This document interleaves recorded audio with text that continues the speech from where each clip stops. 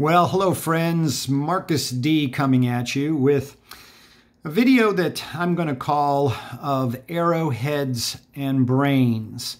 This is part of the videos that I'm producing for the Great Questions group. And I'm coming to you today with this particular topic because I want to share with you a quick overview of a video that I saw many years ago when I was actually very active in the Amway business. I was a fairly successful network marketer, as many of you know.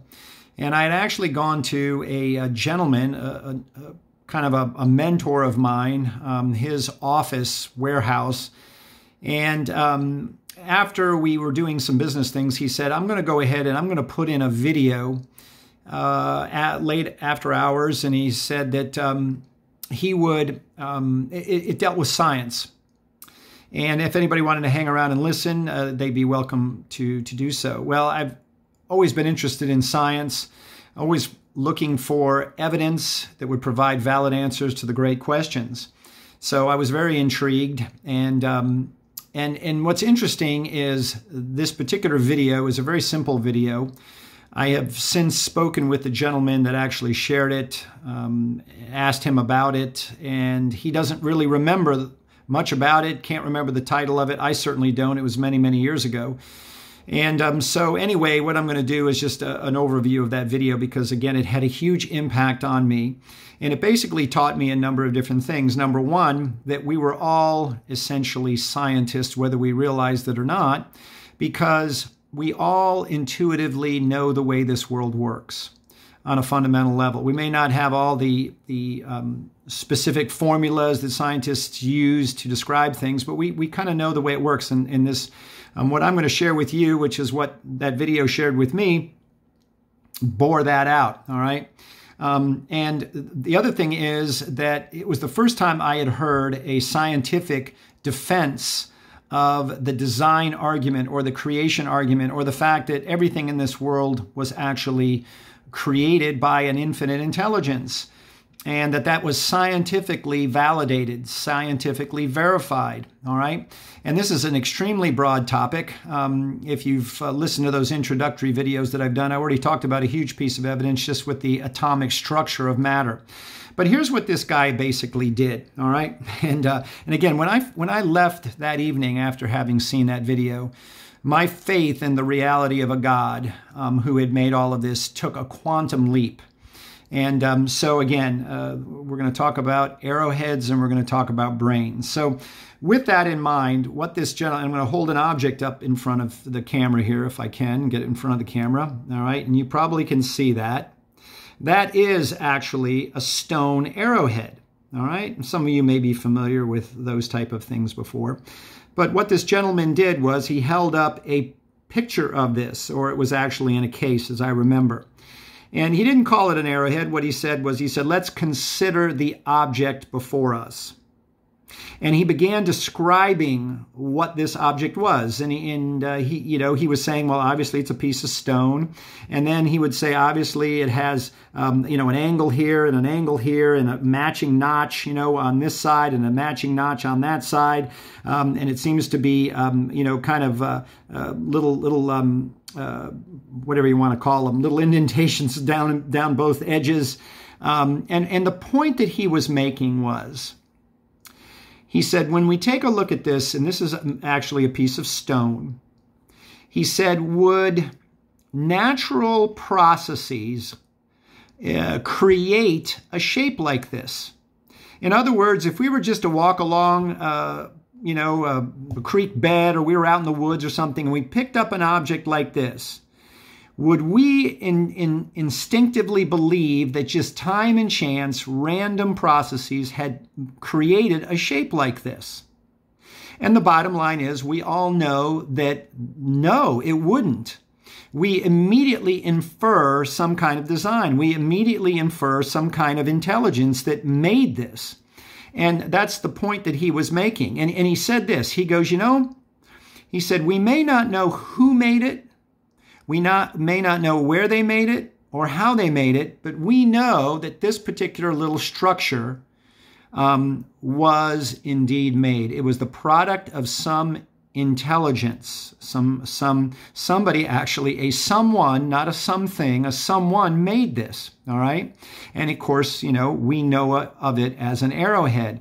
Now, what's interesting about the particular little arrowhead that I'm holding up in front of you is I actually proved it to myself, because this little arrowhead here I actually found in my own front yard. I have done this talk many, many times without an arrowhead, just talking about it or having a picture of one. But I was delighted when I found this. And the fact of the matter was, as soon as I picked it up, I knew exactly what it was. It was an arrowhead. And I also knew that time and chance did not produce a structure like this. So again, we may not know who made it, where they made it, when they made it, or how they made it, but we know that this was made. All right. So that was the first thing he said. And he did that, a little bit more extensively, as I recall, than I just did. But I wanted to just get quickly the point across to you. All right. So then what he did was the case turned and he said, now let's consider the object before you. And then what he had was a picture of the human body. And I don't know how many of you all are familiar with a model called the visible man or the visible woman. I had one as a kid. You can see them online, but it's basically a human being with all the organs and all the infrastructure within us exposed so we can see it. All right, it's plastic skin, clear plastic skin, and you could take the pieces out. I was fascinated. My folks gave me one when I was a kid, and I was just fascinated by all these parts within the human being. All right, and again, his whole point was, let's consider this object. Now, what I'm going to do to simplify it is I'm just going to hold up in front of you. We're going to take a look at one specific object out of the human body, which overall, folks, is comprised of over 100 trillion individual cells. Folks, each of which is stupendously complex. We now know through modern scientific research that the function of the cell is the molecular machinery, the microtechnology, the information locked up in the DNA code within every living system is stupendously complex. The entire process of what goes on, and the fact is that they're all constructed of dead molecules. So really, what makes them alive? But the point is, in a human body, we have over 100 trillion of them. And we have over 400 different varieties that are all specialized cells. We have specialized cells in our eyes that make up the lens, make up the retina, make up the eyeball itself, allow us to see.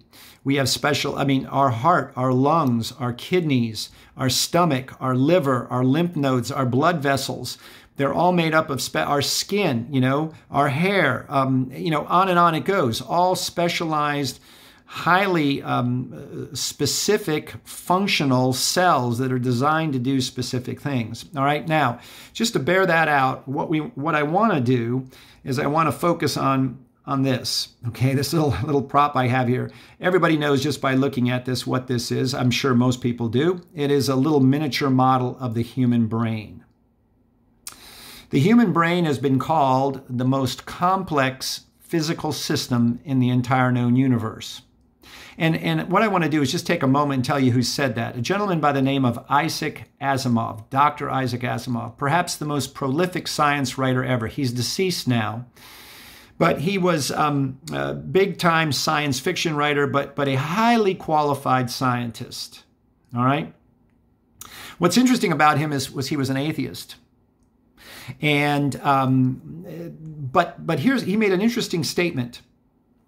He said, emotionally, I'm an atheist. He said, I do not have the evidence to prove that God doesn't exist. But I so strongly suspect that he doesn't that I don't want to waste my time, is what he said. But the fact is, he knew science so well, very, very good scientist. But as a scientist, he had no evidence to prove that there was no God. which basically means if someone like him didn't, there is no evidence. And that's one of the things I found when I went on this journey. And when I started I had my eyes open, folks, to the reality of the complexity of living systems, and the greatest of which is the human body, the human being, and the greatest part, the most complex part of the human body is the mind. And as I believe I've already said, because I'm just doing this by memory, I don't have any notes. I want to keep looking at you in this one because, again, I've done this a number of times, done it a bazillion different ways, but the gist is the same. Isaac Asimov has said, this is the most complex physical system in the entire known universe. Let's talk about it for a minute. What makes up a human brain? What is a human brain? The human brain, on average, has approximately 100 billion cells in it. Very specialized cells, different areas of it. But what's interesting is that the human brain, each one of those cells is connected to an average of 10,000 other cells. So on average, there is somewhere in the neighborhood of 100 trillion intracellular connections within the human brain. 100 trillion intracellular connections. It is said that if you could take 1 cubic inch of human brain, the actual nerve wiring in that 1 cubic inch of brain, if you stretched it all out end to end, would be 10,000 miles.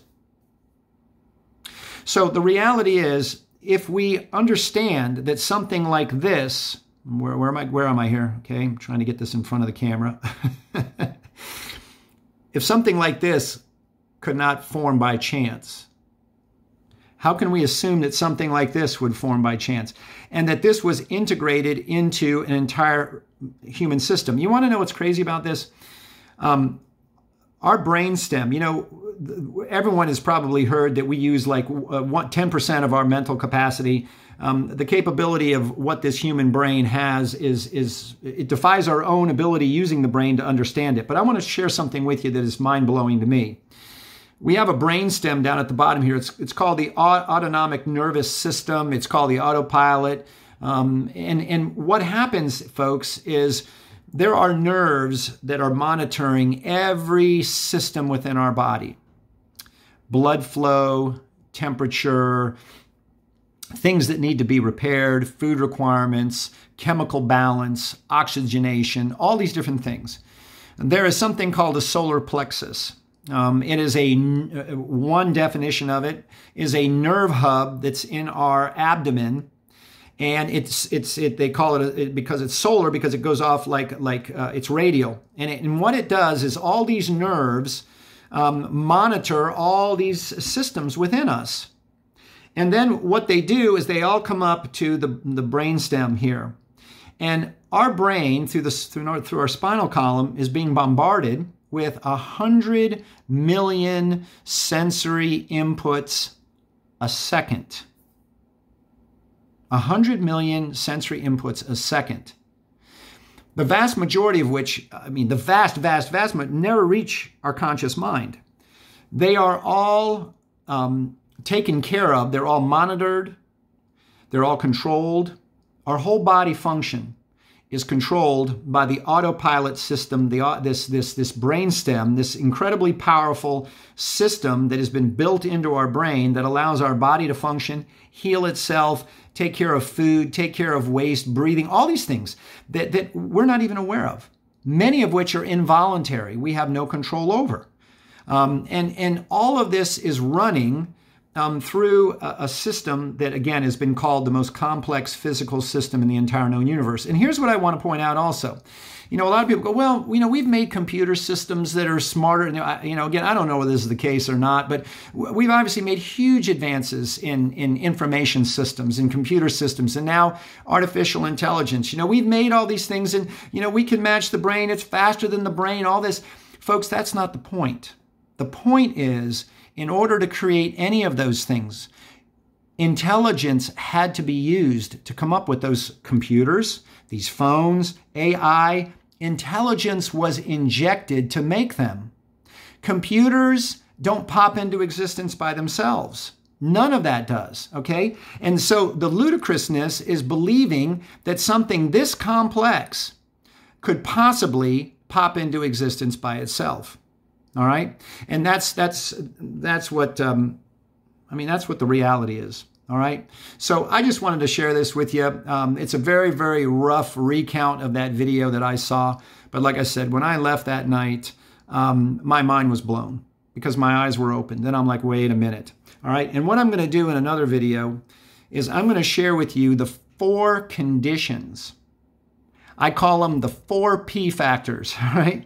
But the 4 conditions that are absolutely necessary to allow any kind of structure and order, whether it's an arrowhead, whether it's a cell phone, or whether it's a brain, that must be used. They must be applied and applied properly in order to have any kind of order arise temporarily, because it always decays ultimately anyway. And so without those conditions, we can't have any kind of order at all. So anyway, folks, something to think about. And once again, evidence that started me down this trail of finding an enormous amount of evidence, overwhelming evidence that this is all a product of a design of an infinite mind with capabilities beyond our understanding, really.